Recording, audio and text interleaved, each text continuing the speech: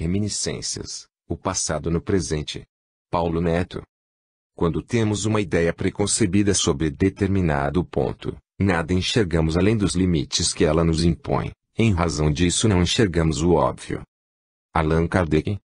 Prefácio. Mais uma obra e pesquisa de peso que, com certeza, vai causar muita indagação, ou indignação, pelo tema abordado, pois vai levar o leitor, refratário ao tema reencarnação e, até mesmo, o que nela acredita, a refletir sobre um assunto que perturba muita gente, que é o porquê de não nos lembrarmos do que fomos em vidas passadas, já que não temos consciência de fatos ocorridos em alegadas existências anteriores.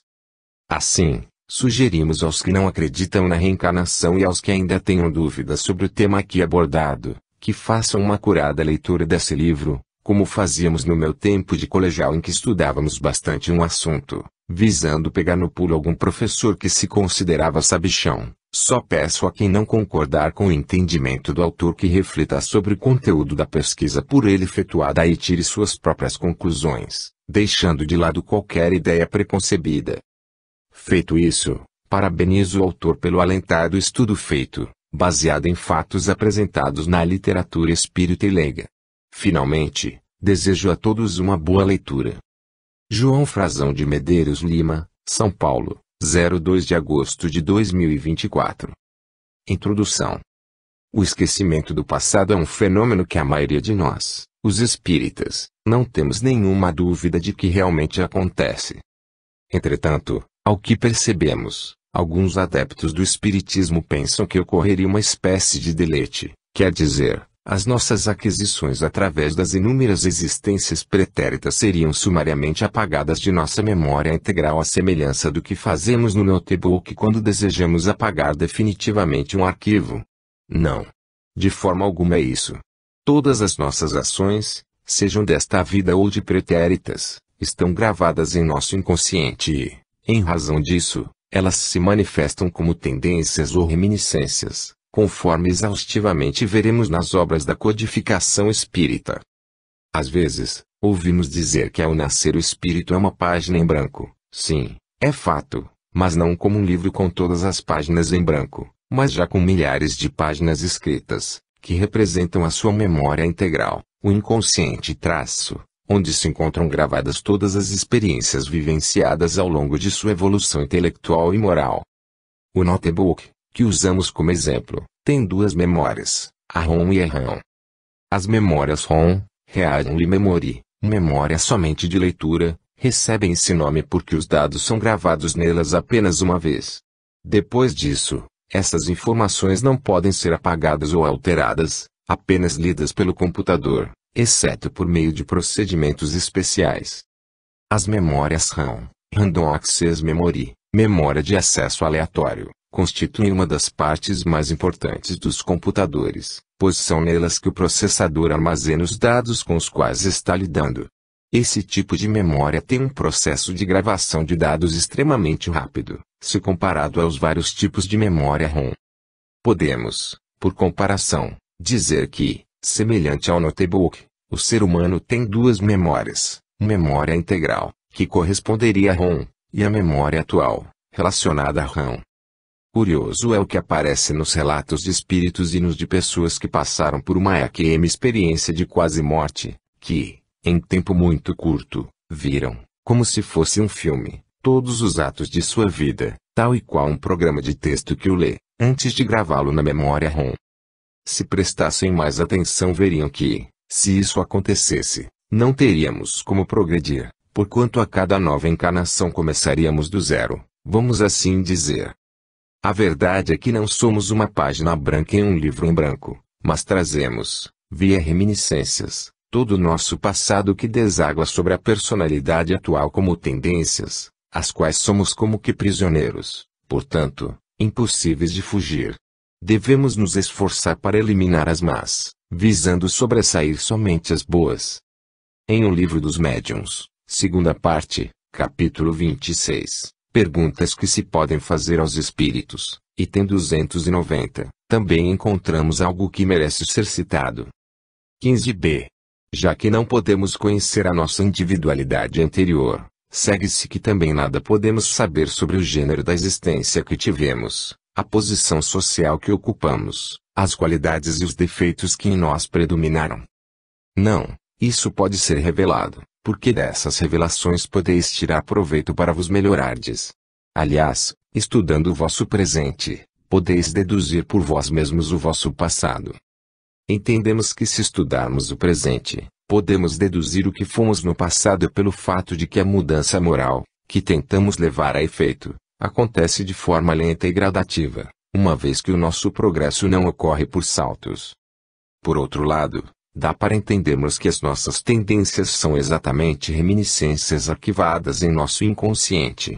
Veremos que no sono também podemos nos lembrar do passado. Temos aí a prova de que as nossas experiências anteriores não são deletadas, razão pela qual sempre teremos muito do que fomos em vidas pregressas. No tópico esquecimento do passado, constante do capítulo V, Bem-aventurados os aflitos do Evangelho segundo o Espiritismo, Allan Kardec, 1804 a 1869, explica. 11. É em vão que se objeta que o esquecimento constitui um obstáculo para que se possa aproveitar da experiência de vidas anteriores. Se Deus julgou conveniente lançar um véu sobre o passado, é que isso devia ser útil.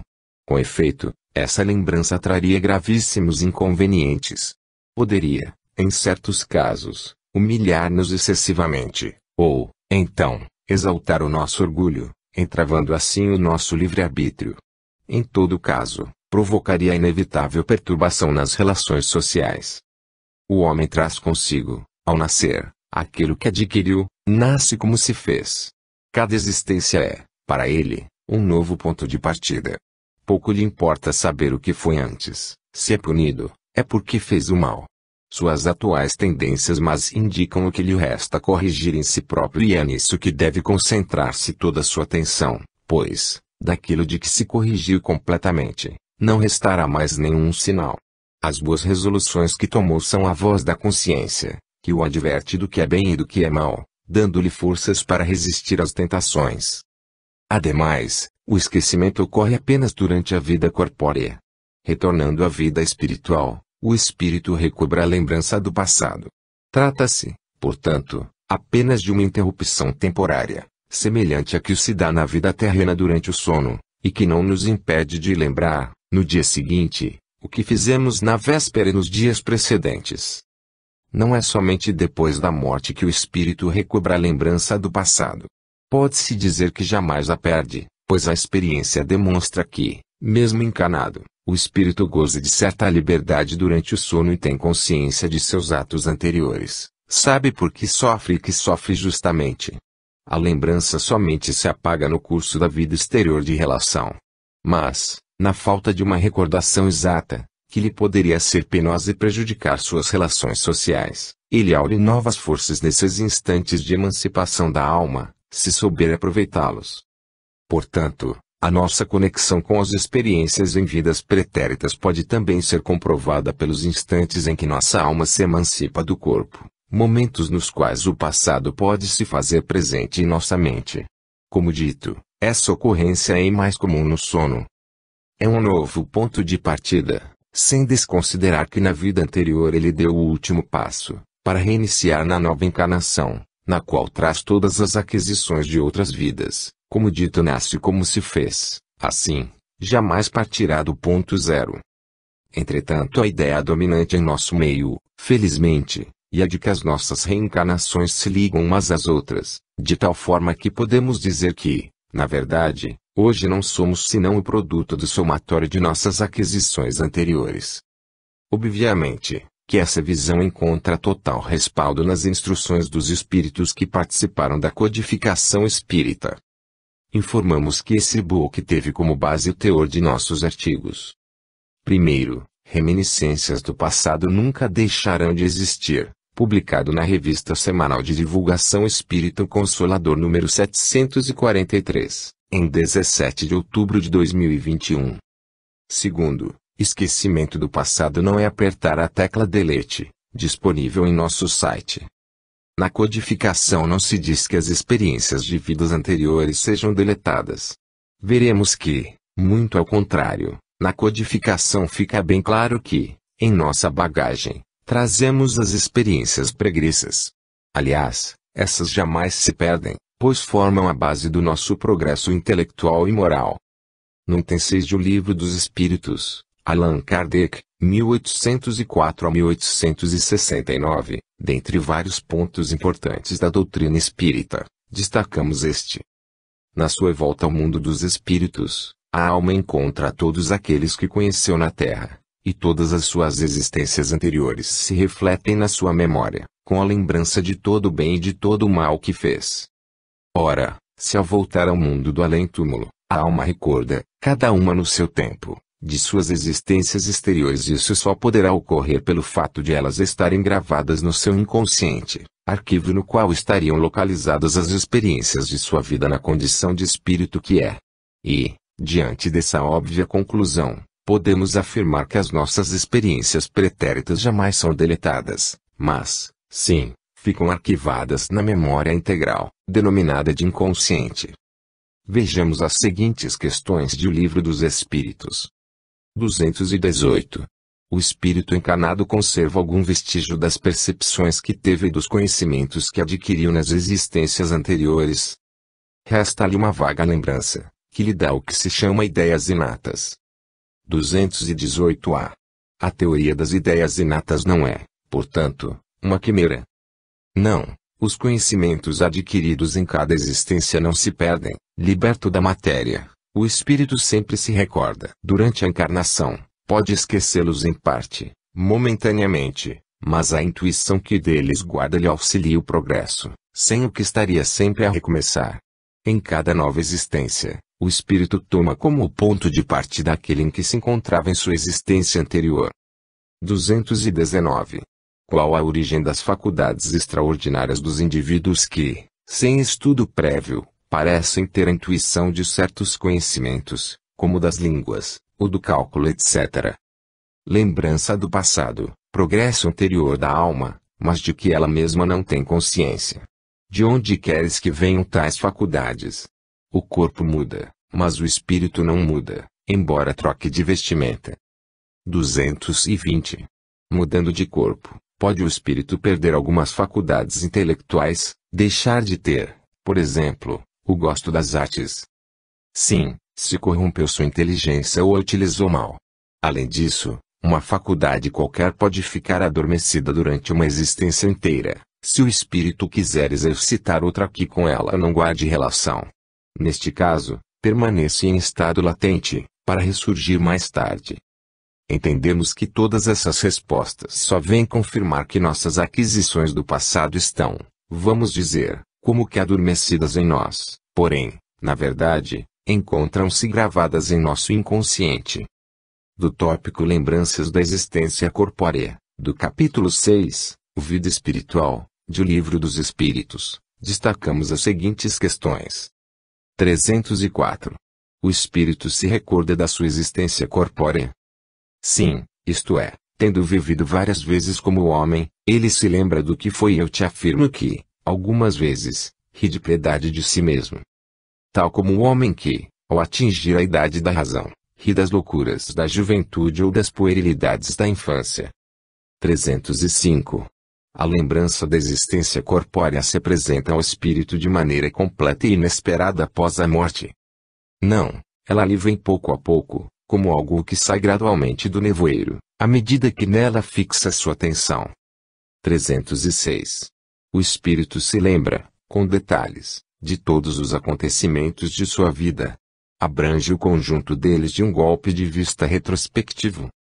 Lembra-se das coisas em razão das consequências que resultaram para sua condição de espírito, mas deves compreender que há circunstâncias de sua vida às quais não liga importância alguma e de que nem mesmo procura lembrar-se. 306-A. Poderia lembrar-se delas, se o quisesse. Pode lembrar-se dos mais minuciosos detalhes e incidentes, seja dos acontecimentos, seja mesmo de seus pensamentos, mas quando isso não tem utilidade, ele não o faz. 306-B. O espírito entrevê o objetivo da vida terrestre com relação à vida futura. Certamente que o vê e compreende muito melhor do que quando estava encarnado. compreende a necessidade da sua purificação para chegar ao infinito e sabe que em cada existência deixa algumas impurezas. 307. Como a vida passada se reflete na memória do espírito? Será por esforço da própria imaginação, ou como um quadro que ele tenha diante dos olhos? De uma e outra forma. É como se estivessem presentes todos os atos de que tenha interesse em lembrar-se. Os outros permanecem mais ou menos vagos na sua mente, ou completamente esquecidos. Quanto mais desmaterializado estiver, tanto menos importância dará às coisas materiais. É que tudo isso pouco lhe interessa e logo cai no esquecimento. Aquilo de que ele se lembra muito bem são os fatos principais que o ajudam a melhorar-se. 308. O espírito se recorda de todas as existências que precederam a que acaba de deixar. Todo o seu passado se desenrola diante dele, como as etapas de um caminho que um viajante percorreu, mas, como já dissemos, não se recorda de maneira absoluta de todos os atos. Lembra-se deles em razão da influência que tiveram sobre o seu estado atual. Quanto às primeiras existências, as que se podem considerar como a infância do espírito, essas se perdem no vago e desaparecem na noite do esquecimento. No mundo espiritual, após seu desencarne, mais cedo ou mais tarde, o espírito acabará se lembrando de suas existências passadas. As primeiras existências se perdem no vago, pela razão de não terem mais significado, pois a gama de conhecimentos adquiridos posteriormente ao longo de sua evolução se sobrepõe aos precários daquelas.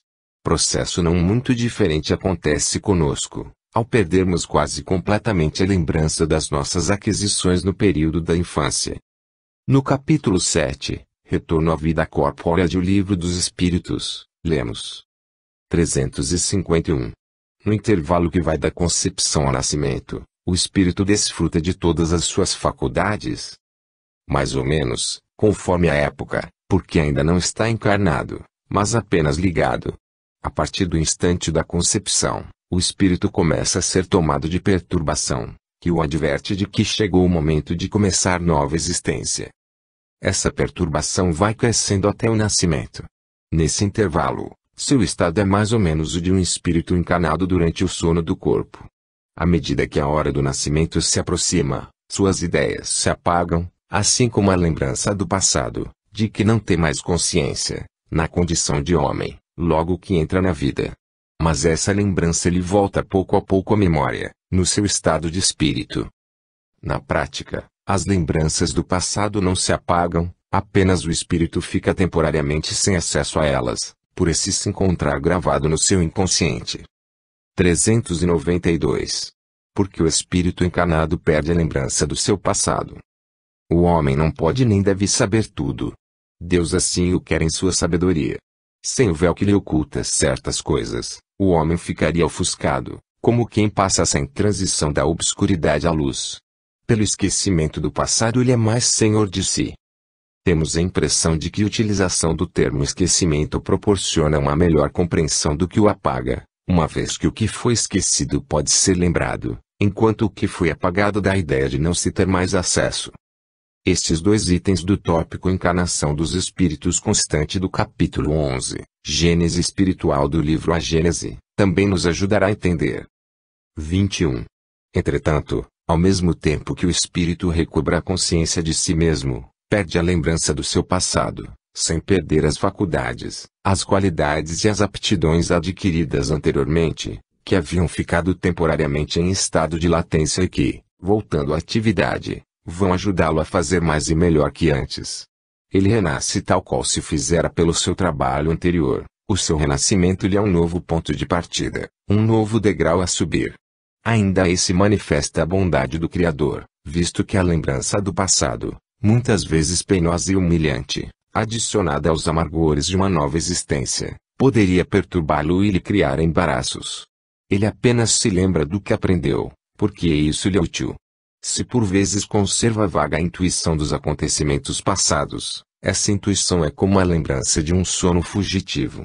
É, pois, um novo homem, por mais antigo que seja o seu espírito. Adota novos processos, auxiliado pelas suas aquisições anteriores.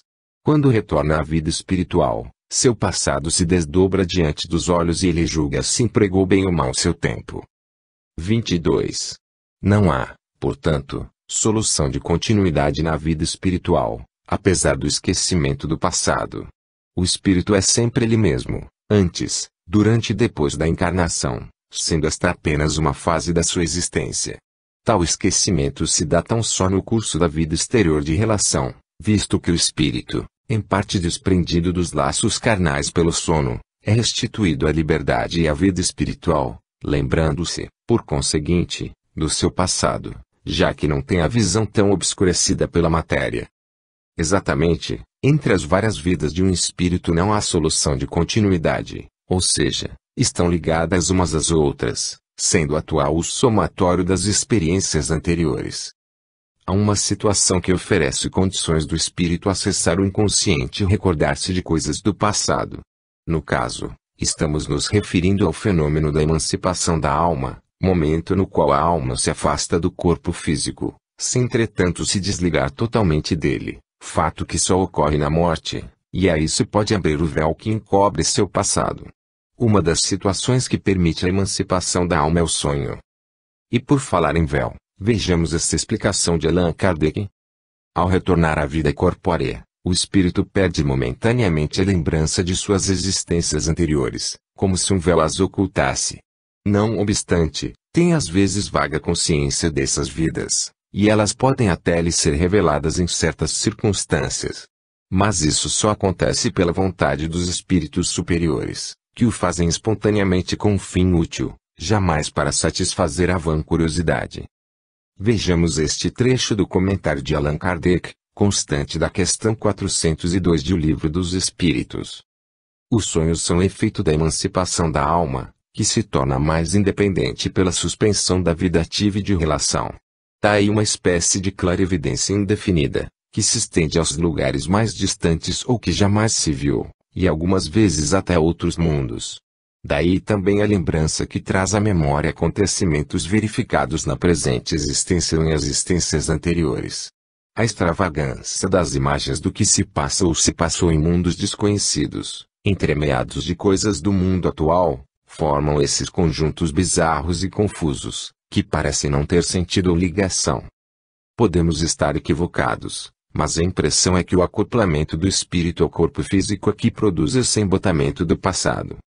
Na Revista Espírita 1861, mês de janeiro, Allan Kardec publica o texto Carta sobre a Incredulidade, assinado pelo Sr. Canu, adepto fervoroso do Espiritismo. Desse documento, destacamos o seguinte parágrafo. Prevejo uma objeção em teus lábios. Dir-me-ás que tudo isto pode ser verdadeiro, mas como não me lembro de nada, o mesmo ocorrendo com os outros, tudo quanto se tiver passado em nossas precedentes existências é como se não se tivesse passado. E, se acontece o mesmo em cada nova existência, ao meu espírito pouco importa ser imortal ou morrer com o corpo, se, conservando a sua individualidade, não tem consciência de sua identidade. Com efeito, para nós seria a mesma coisa, mas não é assim. Não perdemos a lembrança do passado senão durante a vida corporal, para readquiri-la com a morte, isto é, quando o espírito despertar em sua verdadeira existência, a de espírito livre, em relação à qual as existências corpóreas podem ser comparadas ao que o sono representa para o corpo. Quando encarnados, nosso passado fica como que encoberto por um véu, que, em determinado tempo, variável conforme as circunstâncias individuais, se esvai quando voltarmos a habitar o plano espiritual. No tópico Perguntas e Problemas Diversos, publicado na Revista Espírita 1861, mês de fevereiro, encontraremos algumas questões dirigidas a São Luís, das quais transcrevemos. 1. Num mundo superior, como Júpiter ou outro, o espírito encarnado tem a lembrança de suas existências passadas, como no estado errante. Não. Do momento em que o espírito reveste o envoltório material, ele perde a lembrança de suas existências anteriores. Se até entre os habitantes de mundos superiores perdem a lembrança das existências anteriores, imagine os da Terra, que é um planeta de provas e expiações, que, em sua maioria, são espíritos de terceira ordem. Vejamos o seguinte trecho do 8º parágrafo do artigo As Mulheres Têm Alma, publicado na Revista Espírita 1866, mês de janeiro. As almas se encarnam, quer dizer, revestem temporariamente um envoltório carnal semelhante para elas a um pesado invólucro do qual a morte as desembaraça. A cada encarnação a alma chega a mais desenvolvida, traz novas ideias e os conhecimentos adquiridos nas existências anteriores. Assim se efetua o progresso dos povos. Os homens civilizados de hoje são os mesmos que viveram na Idade Média e nos tempos de barbárie, e que progrediram. Aqueles que viverão nos séculos futuros serão os de hoje, mas ainda mais avançados intelectualmente e moralmente. Exatamente como dissemos, as experiências do passado servem de alavanca que o espírito se utiliza para avançar intelectual e moralmente.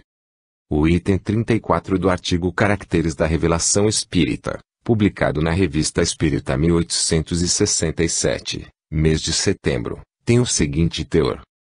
34. A pluralidade das existências, da qual o Cristo colocou o princípio no Evangelho, mas sem mais defini-lo do que muitos outros, é uma das leis mais importantes reveladas pelo Espiritismo, no sentido que lhe demonstra a realidade e a necessidade para o progresso.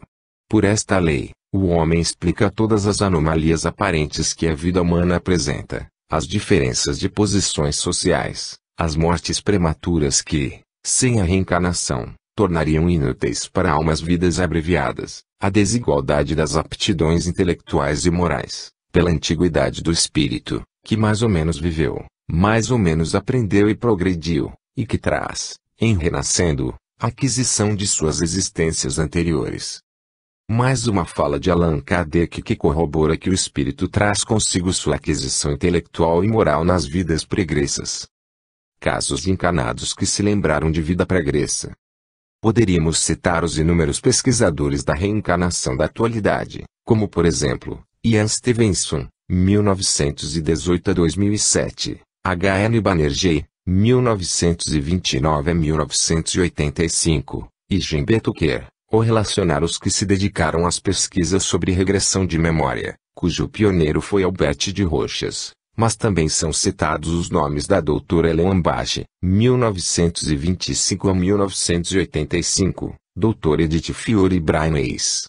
Preferimos ser mais objetivos e, em razão disso, concentraremos somente nas obras da codificação publicadas por Allan Kardec. No artigo Recordação de uma Vida Anterior, publicado na Revista Espírita 1860, mês de julho, destacaremos o seguinte trecho. Sociedade, 25 de maio de 1860, um dos nossos assinantes nos envia uma carta de um de seus amigos, da qual extraímos o seguinte. Perguntastes a minha opinião, ou antes, se acredito na presença ou não, junto a nós, das almas dos que amamos. Pedis ainda explicações relativas à minha convicção de que nossas almas mudam de envoltório muito rapidamente. Por mais ridículo que pareça, direi que minha convicção sincera é de ter sido assassinado durante os massacres de São Bartolomeu. Eu era muito criança quando tal lembrança veio ferir minha imaginação. Mais tarde, quando li essa triste página de nossa história, pareceu que muitos detalhes me eram conhecidos. E ainda creio que se a velha Paris fosse reconstruída eu reconheceria essa velha aldeia sombria onde, fugindo, senti o frio de 3 punhaladas dadas pelas costas. Há detalhes dessa cena sangrenta em minha memória e jamais desapareceram. Por que tinha eu essa convicção antes de saber o que tinha sido São Bartolomeu? Porque, lendo o relato desse massacre eu me perguntei, é sonho, esse sonho desagradável que tive em criança, cuja lembrança me ficou tão viva? Porque, quando quis consultar a memória, forçar o pensamento, fiquei como um pobre louco ao qual surge uma ideia e que parece lutar para lhe descobrir a razão. Por quê? Nada sei. Certo me achareis ridículo, mas nem por isso guardarei menos a lembrança, a convicção. Se dissesse que tinha 7 anos quando tive um sonho assim, eu tinha 20 anos, era um rapaz bem posto, parece que rico.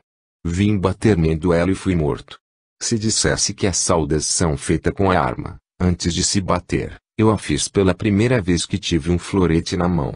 Se dissesse que cada preliminar mais ou menos graciosa que a educação ou a civilização pôs na arte de se matar me era desconhecida antes de minha educação nas armas, certamente diríeis que sou louco ou maníaco. Bem pode ser, mas às vezes me parece que um clarão atravessa essa névoa e tenho a convicção de que a lembrança do passado se restabelece em minha alma. O Senhor vê, Autor dessa carta, lembrou-se do massacre de São Bartolomeu, ocorrido em 24 de agosto de 1572, em Paris. No relato, ele também dá notícia de um sonho no qual se viu como um rapaz bem posto de 20 anos, que morreu em um duelo. Visando confirmar o relato, surgiu a ideia de evocá-lo, o que seria a evocação de uma pessoa viva, mas o anjo da guarda dele disse que não era adequado pois no momento seu espírito não está livre, está ativamente ocupado pelo corpo e numa inquietude moral que o impede de repousar, se colocando à disposição para responder. Das 13 questões que lhe foram dirigidas, destacamos estas 5 e suas respectivas respostas. 4. Desde que tendes a bondade de responder, perguntaremos se a lembrança que julga conservar de sua morte numa existência anterior é uma ilusão. R. É uma intuição muito real.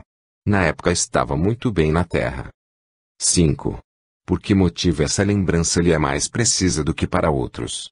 Há nisso alguma causa fisiológica ou alguma utilidade particular para ele? R. Essas lembranças vivas são muito raras.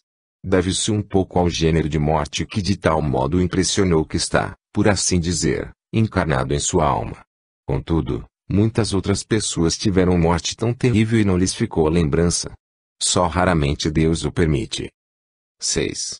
Depois dessa morte no São Bartolomeu teve ele outras existências? R. Não. 7. Que idade tinha quando morreu? R. Uns a 30 anos. 8. Pode-se saber o que era ele? R. Ligado à casa de Coligny. Portanto, tem-se confirmado o relato do Sr. V. E via de consequência que as experiências do passado não foram deletadas. Transcrevemos do item 223, do capítulo 19, o papel dos médiuns nas comunicações espíritas, no tópico aptidão de certos médiuns para coisas que não conhecem, como línguas, música, desenho, etc. Da segunda parte do livro dos médiuns, as seguintes questões. 17. A aptidão de certos médiuns para escrever numa língua que lhes é estranha não provém da circunstância de essa língua lhes ter sido familiar em outra existência e de haverem guardado a intuição dela? Certamente isso pode acontecer, mas não constitui regra. Com algum esforço, o espírito pode vencer momentaneamente a resistência material que encontra. É o que acontece quando o médium escreve, na sua própria língua, palavras que não conhece. 20. Como se explica a aptidão de certos médiuns para escrever em verso, apesar de ignorantes em matéria de poesia? A poesia é uma linguagem. Eles podem escrever em verso, como podem escrever numa língua que desconheçam. Depois, é possível que tenham sido poetas em outra existência e, como já vos dissemos, os conhecimentos adquiridos jamais são perdidos pelo espírito, que tem de chegar à perfeição em todas as coisas. Nesse caso, o que eles aprenderam no passado lhes dá uma facilidade de que não dispõem no estado habitual, mesmo que não se deem conta desse fato. 23. Por que razão um homem dotado de grande talento numa existência deixa de o possuir na seguinte? Nem sempre é assim, pois muitas vezes ele aperfeiçoa numa existência o que começou na anterior. Mas pode acontecer que uma faculdade extraordinária dormite durante certo tempo, para deixar que outra se desenvolva. É um germe latente, que tornará a ser encontrado mais tarde do qual sempre permanecem alguns traços, ou, pelo menos, uma vaga intuição. Muito interessante que até na mediunidade as aquisições do passado poderão ser elementos úteis ao próprio trabalho do médium. Do artigo Algumas Refutações publicado na Revista Espírita 1863, mês de junho, ressaltamos. A vida futura, disse ainda o P. Nampon, muda inteiramente de face, com o espiritismo. A imortalidade da alma se reduz a uma permanência material, sem identidade moral, sem consciência do passado.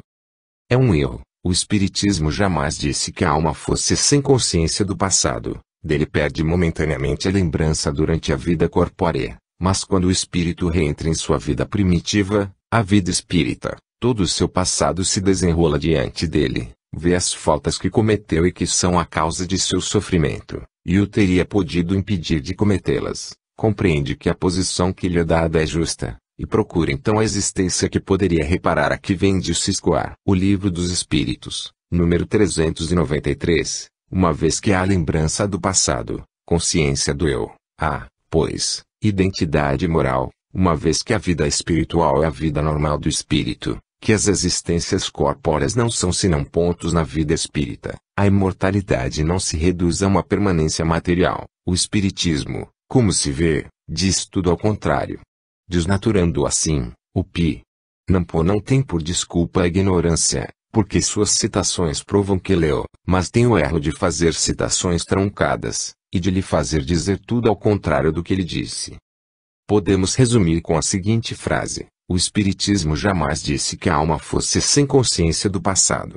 Não há como protestar ignorância, mas ser honesto o suficiente para admitir que não estudou a doutrina espírita com a profundidade necessária. No artigo intitulado Uma Lembrança de Existências Passadas, publicado na Revista Espírita 1864, mês de novembro, ressaltamos o seguinte trecho.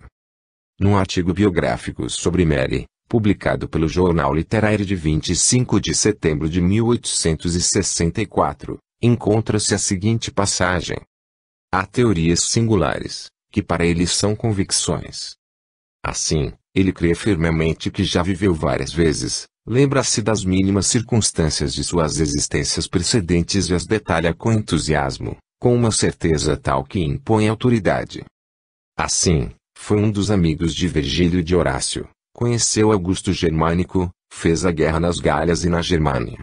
Era general e comandava as linhas romanas quando estas atravessaram o Reno.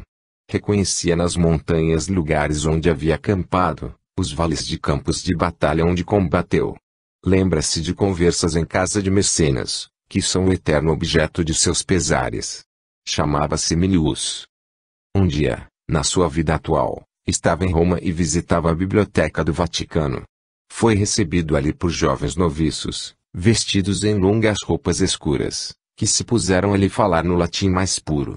Mary era bom latinista, no que tange a teoria e as coisas escritas, mas ainda não havia experimentado conversar familiarmente na língua de Juvenal.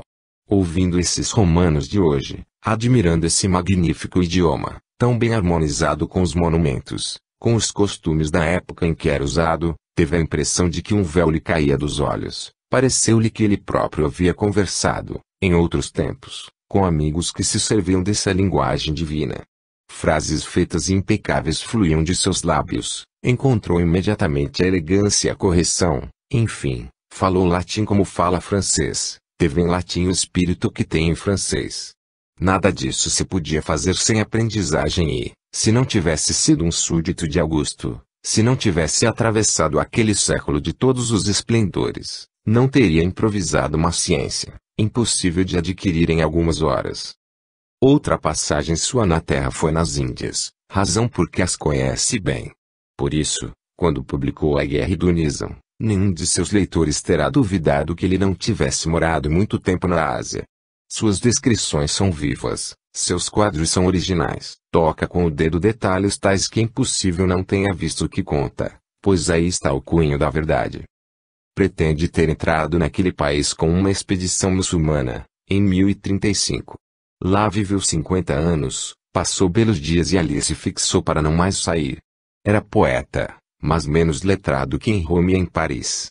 A princípio guerreiro, depois sonhador, guardou na alma as imagens impressionantes das margens do rio sagrado e dos ritos hindus. Tinha várias moradas, na cidade e no campo, orou nos templos dos elefantes, conheceu a civilização avançada de Java, viu de pé as esplêndidas ruínas que assinala e que ainda se conhece tão pouco. Pierre d'Angel. Por oportuno, leiamos parte que nos interessa dos comentários do codificador. O autor do artigo não acompanha esse fato de nenhuma reflexão. Depois de ter exaltado o alto mérito de Mary e sua alta inteligência, foi inconsequente de taxá-la de loucura. Se, pois, Mary é um homem de bom senso, de um alto valor intelectual, se a crença de já ter vivido é nele uma convicção, se essa convicção não é nele o produto de um sistema de seu modo, mas o resultado de uma lembrança retrospectiva e de um fato material, não há ali do que despertar a atenção de todo homem sério. Vejamos a quais incalculáveis consequências nos conduz este simples fato. Se Mary já viveu, ele não deve fazer exceção, porque as leis da natureza são as mesmas para todos, e, desde então, os homens devem também ter vivido, se viveu. Não é seguramente o corpo que renasce, é, pois, o princípio inteligente, a alma, o espírito. Temos, pois, uma alma. Uma vez que Mary conservou a lembrança de várias existências, uma vez que os lugares lhe lembram o que viu outrora, na morte do corpo a alma não se perde, pois, no todo universal, portanto, ela conserva sua individualidade, a consciência de seu eu. Mary, lembrando-se do que foi há quase 2000 anos, em que se tornou sua alma no intervalo. Ele se submergiu no oceano do infinito ou se perdeu nas profundezas do espaço? Não, sem isso ela não reencontraria sua individualidade de outrora. Ela deveu, pois, permanecer na esfera de atividade terrestre, viver da vida espiritual, no meio de nós ou no espaço que nos cerca, até que tivesse retomado um novo corpo. Mary não sendo o único no mundo, há, pois, ao nosso redor uma população inteligente e invisível. Renascendo na vida corpórea, depois de um intervalo mais ou menos longo, a alma renasce no estado primitivo, no estado de alma nova, ou aproveita as ideias adquiridas em suas existências anteriores.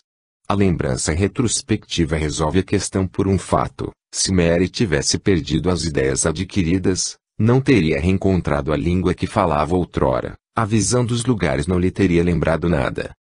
Mas se já vivemos, por que não reviveríamos ainda? Porque esta existência seria a última. Se renascemos com o desenvolvimento intelectual realizado, a intuição que trazemos das ideias adquiridas é um fundo que ajuda a aquisição de novas ideias, que tornam o estudo mais fácil. Se um homem não é senão um meio matemático numa existência, será preciso menos trabalho numa nova existência para ser um matemático completo. Está aí uma consequência lógica. Se tornou metade bom, se corrigiu de alguns defeitos, ser-lhe-á preciso menos trabalho para se tornar ainda melhor, e assim por diante. Nada daquilo que adquirirmos em inteligência, em saber e em moralidade não está, pois, perdido, que morramos jovens ou velhos, que tenhamos ou não o tempo de o aproveitar na existência presente, nós lhe recolheremos os frutos nas existências subsequentes. As almas que animam os franceses civilizados de hoje podem, pois, ser as mesmas que animavam os bárbaros francos, ostrogodos, visigodos, os selvagens gauleses, os conquistadores romanos, os fanáticos da Idade Média, mas que, a cada existência, se dá um passo adiante, apoiando-se sobre os passos feitos precedentemente, e que avançarão ainda.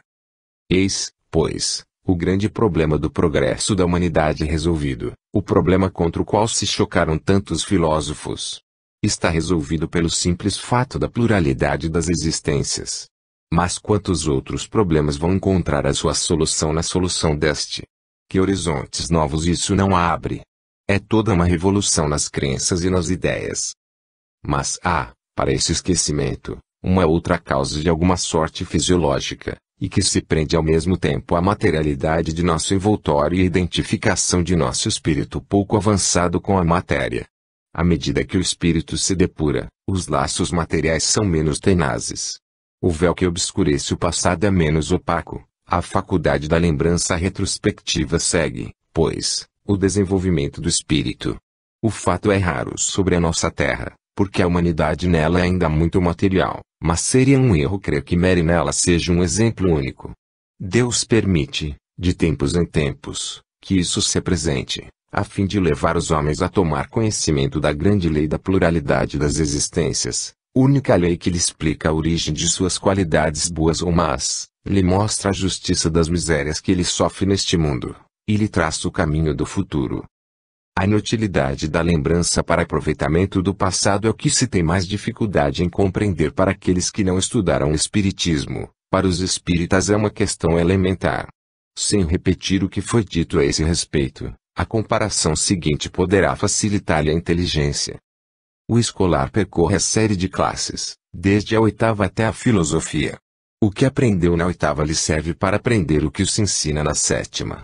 Suponhamos agora que no fim da oitava haja perdido toda a lembrança do tempo passado nessa classe, seu espírito por isso não será menos desenvolvido, e equipado de conhecimentos adquiridos, somente não se lembrará nem onde nem como os adquiriu, Mas, pelo fato do progresso realizado, está apto a aproveitar as lições da sétima.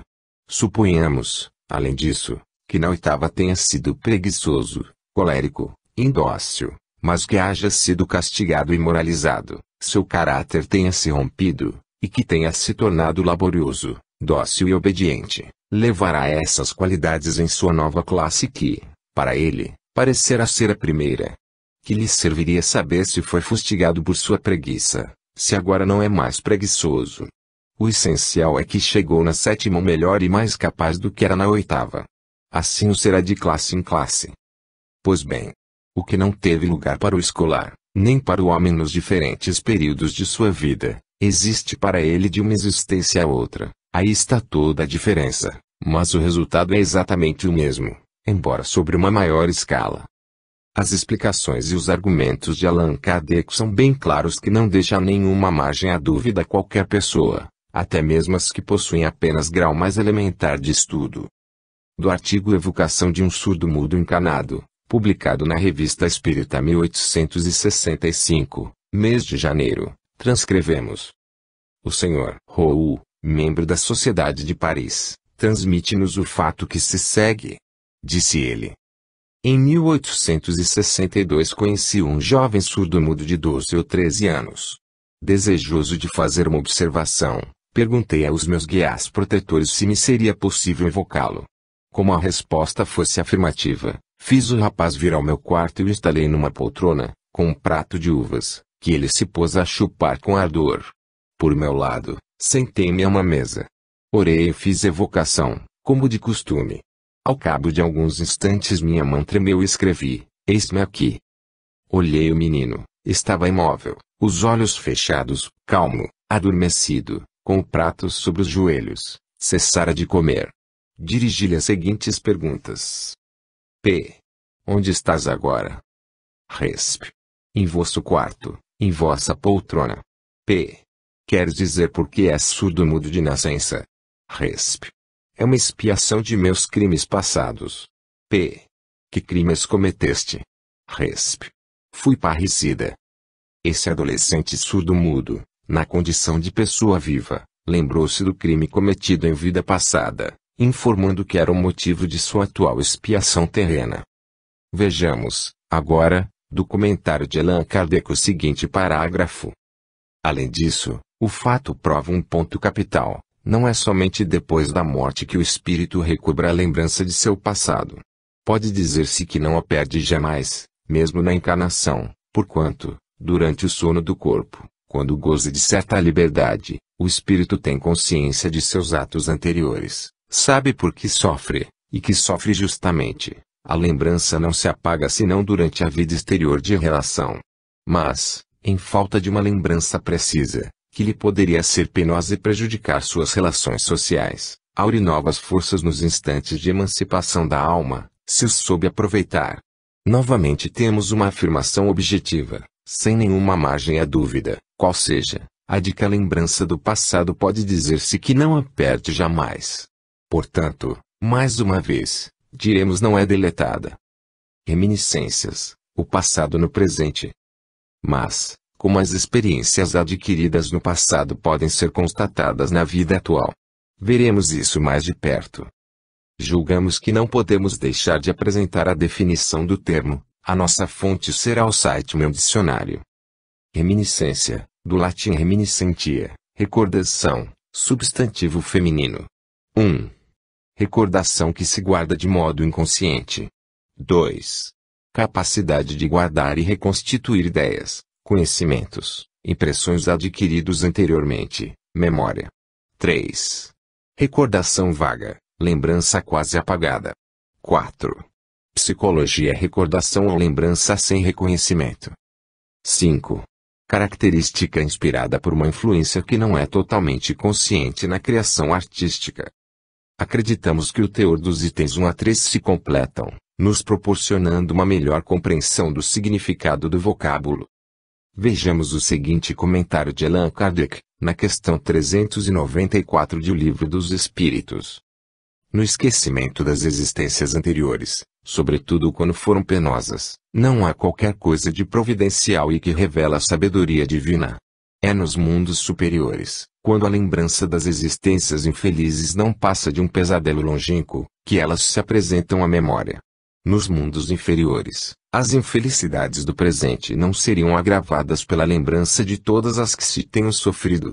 Concluamos, pois, daí que tudo o que Deus fez é bem feito e não nos cabe criticar suas obras, nem lhe dizer como deveria ter regulado o universo. A lembrança de nossas individualidades anteriores teria inconvenientes muito graves. Poderia, em certos casos, humilhar-nos excessivamente e, em outros, exaltar-nos o orgulho, entravando, em consequência, o nosso livre-arbítrio. Deus nos deu, para melhorarmos, justamente o que é necessário e nos basta, a voz da consciência e nossas tendências instintivas. Priva-nos do que nos poderia prejudicar. Acrescentemos ainda que, se nos recordássemos de nossos atos pessoais anteriores, igualmente nos recordaríamos dos atos dos outros homens, e esse conhecimento poderia gerar os mais desastrosos efeitos sobre as relações sociais. Como nem sempre podemos nos vangloriar do nosso passado, melhor é que um véu seja lançado sobre ele. Isto concorda perfeitamente com a doutrina dos espíritos sobre os mundos superiores ao nosso. Nesses mundos, em que só reina o bem, a reminiscência do passado nada a tem de penosa, razão porque neles as criaturas se lembram de sua existência anterior, como nos lembramos do que fizemos na véspera. Quanto à estada que possam ter feito em mundos inferiores, trata-se apenas, como já dissemos, de um pesadelo. Então, o nosso passado se manifesta no presente como ideias inatas, tendências instintivas ou reminiscências, saem do nosso inconsciente para dar um arzinho no consciente. Acrescentamos ainda isto que os espíritos superiores disseram: a lembrança do passado é mais clara para os que habitam os mundos de ordem superior. Julgamos também muito oportunas as considerações do codificador às questões 393 e 399, do Livro dos Espíritos, nas quais, respectivamente, lemos: embora em nossa vida corpórea não nos lembremos com exatidão do que fomos e do que fizemos de bem ou de mal nas existências anteriores, temos a intuição de tudo isso, sendo as nossas tendências instintivas uma reminiscência do nosso passado, tendências contra as quais a nossa consciência, que é o desejo que sentimos de não mais cometer as mesmas faltas, nos adverte para resistir. Embora o homem não conheça os próprios atos que praticou em suas existências anteriores, sempre pode saber qual o gênero das faltas de que se tornou culpado e qual era o seu caráter dominante. Basta estudar a si mesmo e julgar do que foi, não pelo que é, mas pelas suas tendências. Ora, se nossas aquisições passadas estão armazenadas no nosso inconsciente, nada mais previsível de que elas podem se manifestar em forma de tendências instintivas. Allan Kardec foi bem cirúrgico nesse ponto. Na Revista Espírita 1858, mês de fevereiro, Allan Kardec publica o artigo Diferentes Ordens de Espíritos, no qual detalha a classificação dos espíritos conforme a ordem a que pertencem. Vamos destacar os de segunda ordem, bons espíritos. Caracteres gerais: predominância do espírito sobre a matéria, desejo do bem. As qualidades e a capacidade de fazer o bem são proporcionais ao grau atingido. Uns têm a ciência, outros, sabedoria e bondade. Os mais adiantados reúnem o saber e as qualidades morais. Como não se acham completamente desmaterializados, conservam mais ou menos, conforme sua classe, os traços da existência corporal, tanto na forma da linguagem quanto nos hábitos, aonde chegamos, mesmo, a descobrir certas manias, sem o que seriam espíritos perfeitos. É importantíssima a informação de que somente os espíritos puros não conservam os traços da existência corporal, seja na forma da linguagem, seja em seus hábitos e algumas manias. O que vem significar que todos os espíritos de segunda e terceira ordem trazem consigo tudo isso. Logo, quando reencarnam, apresentam todas essas características. Como? Na forma de reminiscências instintivas, ou seja, manifestam-se como tendências. Do artigo da pluralidade das existências, publicado na Revista Espírita 1858, mês de novembro, transcrevemos os seguintes parágrafos. Perguntamos qual a filosofia ou a teosofia que poderá resolver tais problemas. Ou as almas são iguais ao nascer, ou não são. Se o são, por que tão diversas aptidões? Se são desiguais, é que Deus assim as criou. Mas, então, por que essa superioridade inata, concedida a alguns? Será tal parcialidade conforme a justiça de Deus é o amor igual por ele dedicado a todas as criaturas? Admitamos, ao contrário, uma série de anteriores existências progressivas, e tudo ficará explicado. Ao nascer, trazem os homens a intuição daquilo que adquiriram, são mais ou menos adiantados, conforme o número de existências percorridas e conforme se achem mais ou menos afastados do ponto de partida. Absolutamente como numa reunião de indivíduos de todas as idades, cada um terá um desenvolvimento proporcionado ao número de anos que tiver vivido. As existências sucessivas serão para a vida da alma o que são os anos para a vida do corpo. Em sua justiça, Deus não poderia ter criado umas almas mais perfeitas que outras. Entretanto, com a pluralidade das existências, a desigualdade que vemos nada mais conterá de contrário a mais rigorosa equidade. É que vemos o presente e não o passado. Repousará tal argumento sobre um sistema ou suposição gratuita? Não, nós partimos de um fato patente e incontestável, a desigualdade de aptidões e de desenvolvimento intelectual e moral, fato que achamos inexplicável por todas as teorias ora em curso, ao passo que sua explicação é simples, natural e lógica por uma outra teoria. Será natural preferir o que não explica ao que explica. A intuição do que se adquiriu nada mais é do que a reminiscência do passado que, totalmente, fora do nosso controle, mas em razão da lei divina, surge a cada nova encarnação. Na Revista Espírita 1859, mês de março, o codificador novamente faz referência às tendências instintivas, designando-as de reminiscências. Estamos persuadidos de que devemos ter reminiscências de certas disposições morais anteriores. Diremos, até, que é impossível que as coisas se passem de outro modo, pois o progresso só se realiza paulatinamente. Mas não é esse o caso de que se trata, porque as pessoas em causa não davam nenhum sinal de ferocidade, fora daquele estado patológico. Evidentemente nelas não havia senão uma perturbação momentânea das faculdades morais. Reconhece-se o reflexo das disposições anteriores por meio de outros, de certa maneira inequívocos, que desenvolveremos em artigo especial, apoiado pelos fatos. Allan Kardec, até aqui, mantém a coerência no desenvolvimento de seus argumentos. Portanto, as nossas aquisições provenientes de experiências pregressas ficam gravadas em nós, jamais se perdem, muitas vezes se apresentam em nossa vida diária como ideias inatas, tendências instintivas ou reminiscências. Finalizando, encontramos publicado na Revista Espírita 1859, mês de abril, o Diálogo com o Espírito Benvenuto Cellini, em que encontramos a seguinte observação de Allan Kardec.